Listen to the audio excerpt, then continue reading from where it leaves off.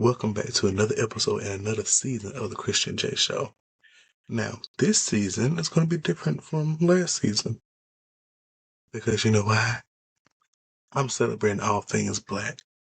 This is the Christian J Show. I'm black and I'm proud.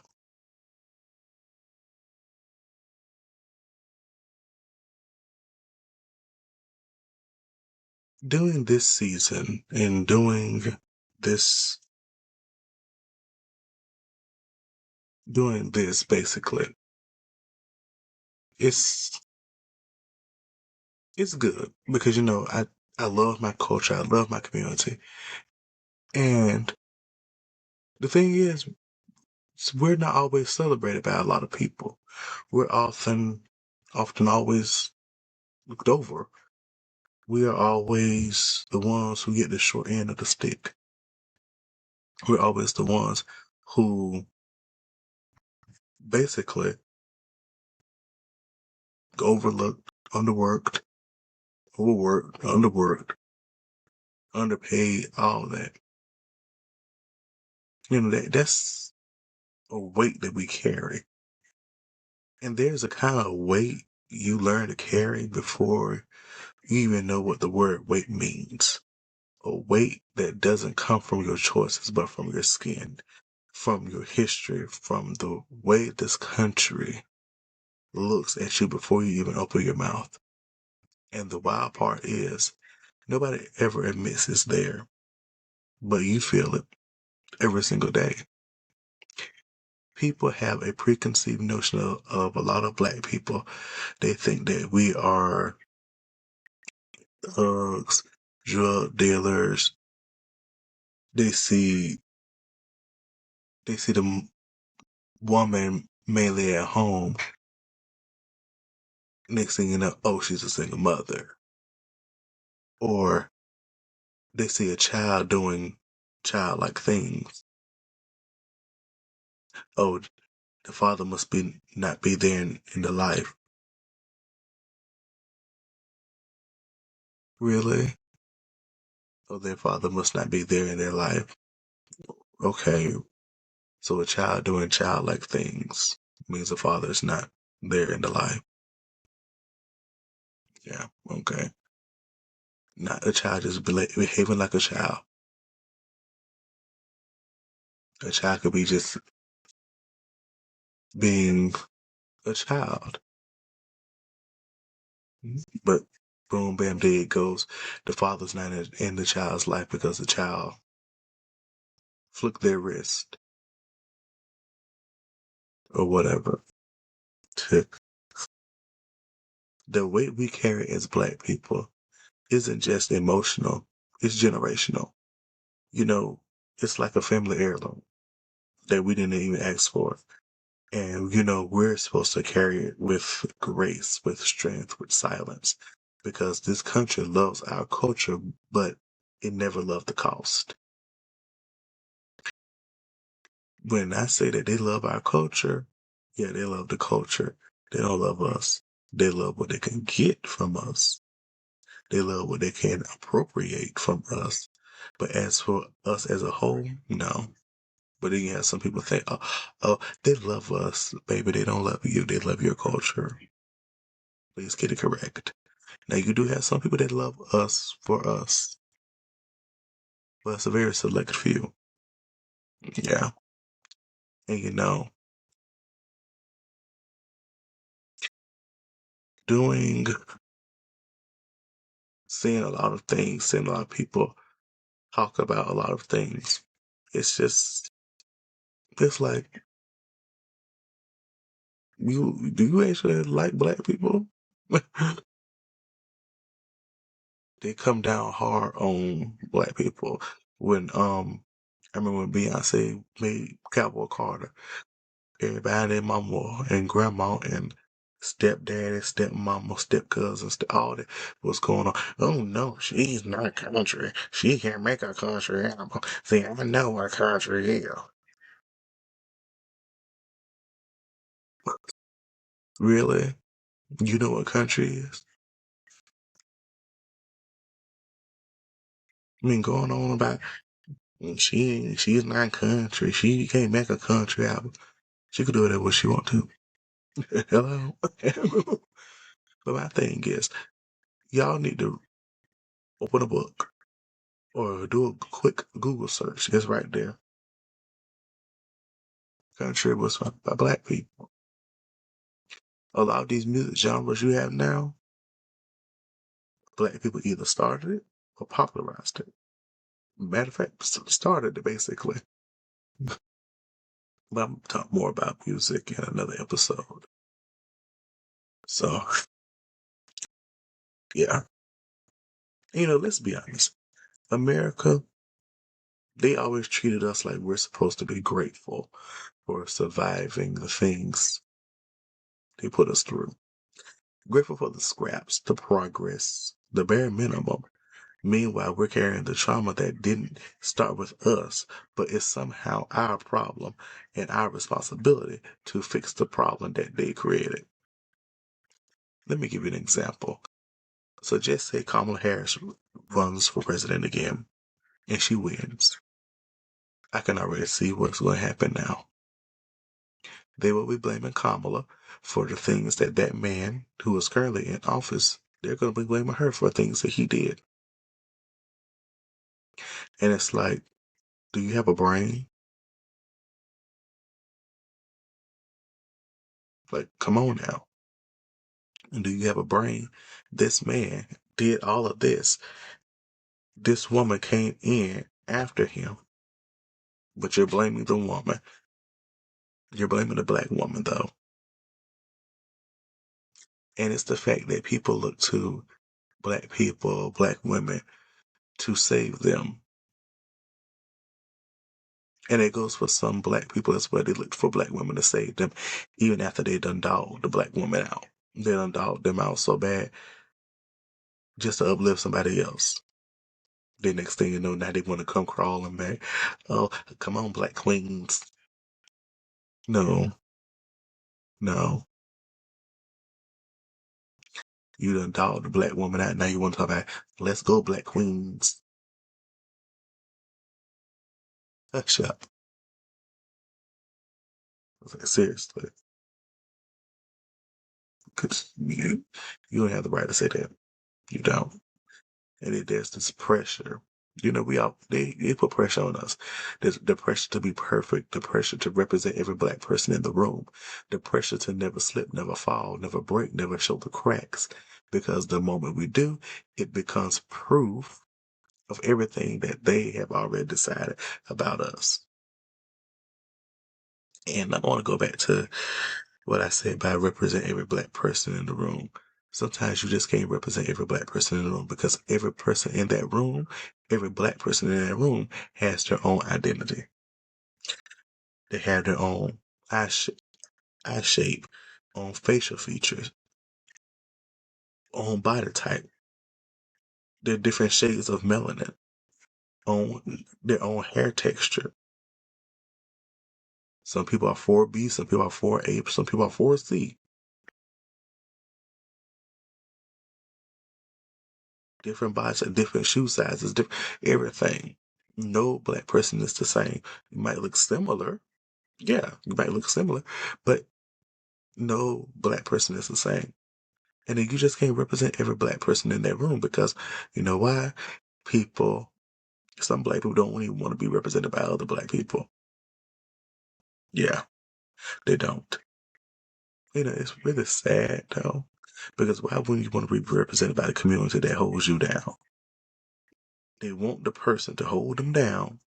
Then after they're done using them, they want to go, leave them. Next thing you know, they didn't want them. Now they want to come running back, crawling back. Oh, take me back. Take me back. Take me back. Like, like you're not.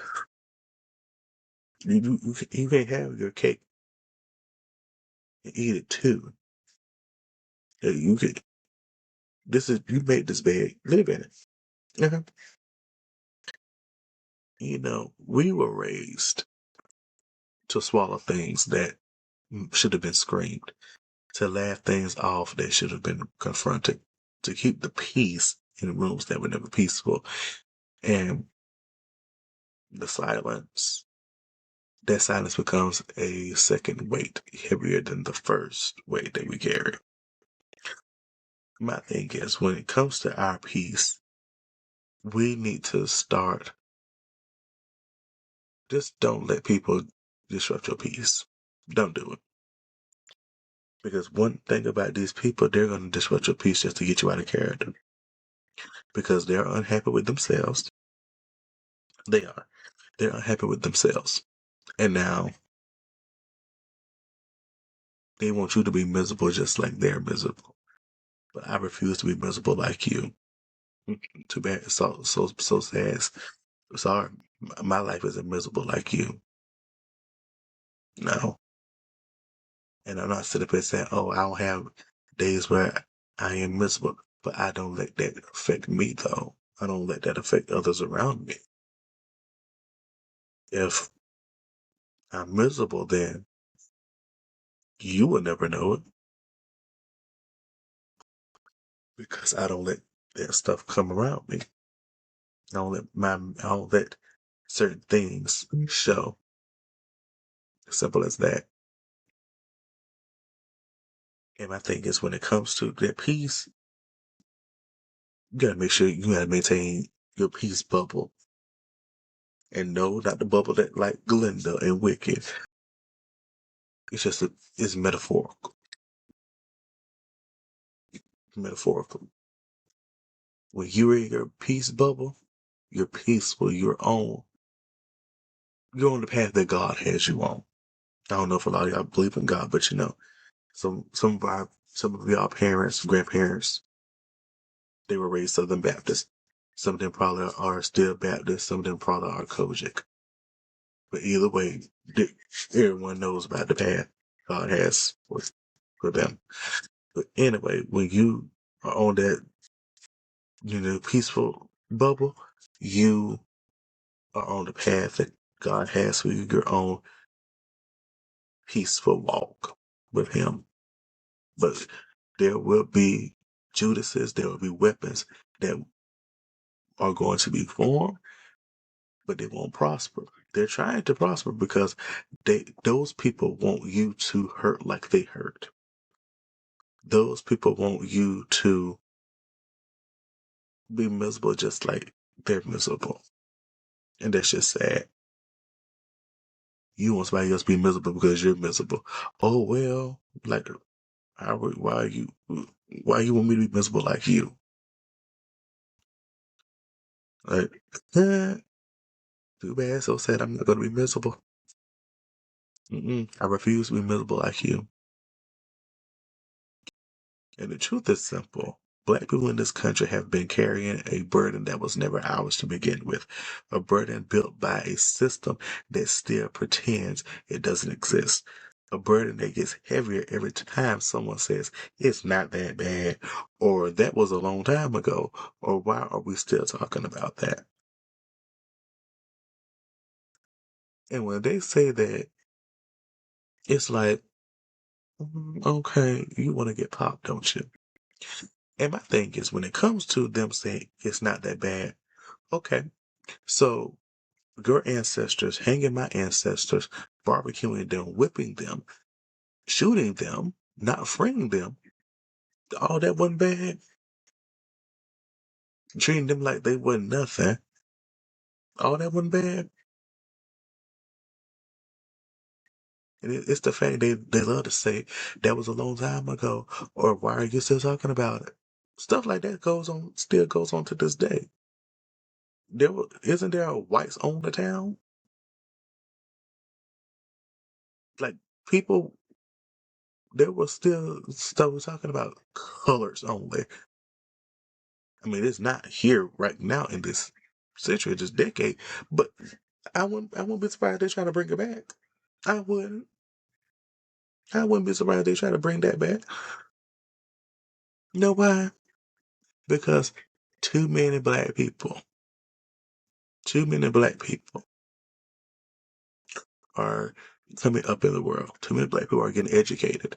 That's why they're trying to say some of these degrees are not going to be professional degrees or whatever. Too many black people are getting educated. They think, oh, we're just supposed to stay in the house. We're supposed to be the house Negroes. We're supposed to do this. We're supposed to do that. No, no. I'm going to get my education. Yeah, that's what my ancestors fought for. That's what my ancestors fought for. But no, they don't want to see too many black people get their education. They don't want to see too many black people get degrees. And we see that every time, every day. When it rolls around graduation time, and people on TikTok, especially black people on TikTok, they post their graduation video when they walk across the stage to get the diploma and their diploma and their degree. And, of course, they could do a little celebration. Of course, people in the comments, ugh, black fatigue. Really? So now black people have flipped that script around. Now black people are saying white fatigue. Oh, they don't like that. So y'all don't like that? Y'all don't? First of all, wasn't black fatigue a black saying? I'm trying to remember, was it a black saying? Did black people come up with that or not? I don't remember. If it is, if it is, it is. But if it ain't, it ain't. But I just remember they were talking about black fatigue. Let's talk let's talk about the racism that's still here to this day. Do I need to bring up George Floyd, Breonna Taylor, Eric Gardner, Tamar Rice, Sonya Massey, Sandra Bland, Trayvon Martin? Do I need to bring stuff? Do I need to bring them up? Because there are stuff like that happens. It's still going on to this day. We don't even see justice until years later. We don't see justice until years later. And then some of y'all still have the audacity to sit there and say, oh, but they didn't resist. Really?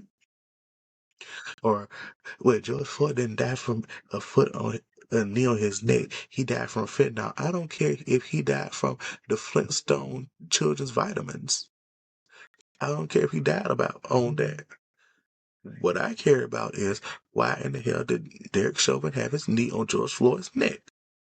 If you're trying to restrain him, I guarantee you there's a different way they say restrain them in the police academy. Isn't it supposed to be a knee on the back or something?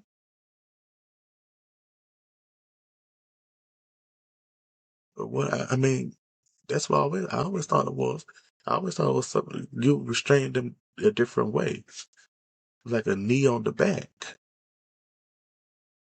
or your actual leg on the back, on that person's back to restrain them. Not your knee on their neck. And then you're trying to make excuses for that man. Like,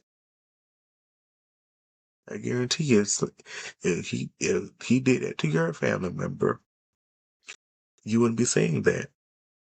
You wouldn't. But no, all of this is we're why are we still talking about stuff like this? Because stuff like this is going on. It's going on to this day. We said Black Lives Matter. Y'all trying to counteract with All Lives Matter. Okay, okay. So Renee Good and Alex got killed by ICE. I don't hear anything about All Lives Matter now. Oh, you know why? It's because y'all only use that as a tactic to dehumanize and undermine Black Lives Matter. You're sitting there talking about, oh, all the Black Lives Matter protests were so violent. Oh, really? So you just took one clip of something. You just took one clip of something and, and you saw looters and all that. But then there were peaceful protesters, though. And some of y'all were just doing the bare minimum. We didn't ask y'all to come out there and fight with us. We didn't ask y'all to do that. We didn't. I mean, you could have. It was open to everybody. But we don't discriminate anybody coming to help a cause. But no, some of y'all were just doing the bare minimum. Y'all was like, oh yeah, Black Lives Matter. Okay, I'm done. Okay, yeah. But then some of y'all were actively trying to debate black people on Black Lives Matter. Like, really? Black parents shouldn't have to tell their black children that if they get stopped by the police, to have their hands on the steering wheel. Black parents shouldn't have to tell them that because we're supposed to trust the cops, our friendly neighborhood cops. We're supposed to trust them, right? They're here to protect and serve. That's what they're supposed to do. They're here to protect and serve. But I'm not seeing the protect. No, I'm not seeing the serve. Yeah. But we're supposed to just start resisting, though. Even if black people are telling the police officer, I am reaching to get my wallet that is in my pocket. I am reaching to get my wallet that is in my pocket. And I'm going to touch on this part right here later on through the season when it gets to the TV and film. Y'all got to stop calling everything woke. And I'm going to leave that part right there. I'm going to leave it right there. But here's a part that y'all don't expect. We're done carrying the weight. We're done pretending the weight is normal.